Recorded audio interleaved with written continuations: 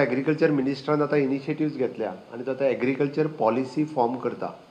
Agriculture policy form करता आसतना तुमकां सगळ्यांचो आस्पाव म्हणजे राज्याची एखादी नवीन एग्रीकल्चर पॉलिसी जाता आसतना सगळ्या शेतकारांचो व्ह्यू विचारान घेतलो वता. कितें कितें करपाक जाय. आमी फक्त सबसिडी दिवप इतक्या पुरते मर्यादीत ना, ती तर आमी दीत आसा. आमी काजीक दिता, भाताक दिता, सगळ्याक दिता. आमी तुमी तयार केल्ले प्रॉडक्ट सगळे विकतूय घेता आनी सगळे व्हरून तेजें मार्केटूय करता. म्हणजे म्हाका खूब बरें दिसलें फाटल्या 3 वर्सांच्या कार्यकाळात खुबशे जाण शेती कडेन, दुदा कडेन, नुस्त्या कडेन वळपाक लागले आनी निश्चितच रित्या स्वताहून म्हणजे आमी म्हणटा तशें स्वयंपूर्ण जावपाक जाय. स्वता थोड्या प्रमाणात तरी भाजी आसतली, फळां आसतली, फुलां आसतली करपाक सुरवात केली.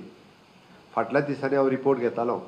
हॉर्टिकल्चर कॉर्पोरेशनान हांगासली भाजी एक्सपोर्ट केली. आमी इतके दीस भाजी इम्पोर्ट करताले, फक्त बेळगांवच्यानूच भाजी हाडटाली. तर आमी भाजी एक्सपोर्ट करपाक शकले. भाजी आमी इम्पोर्ट केली.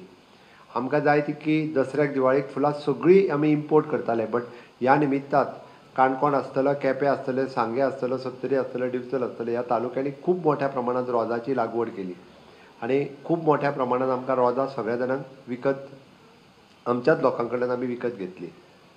आनी हे सगळें करपाक सरकाराचो हर तरेचो सपोर्ट प्रत्येक फावटी आमी दीत आसा.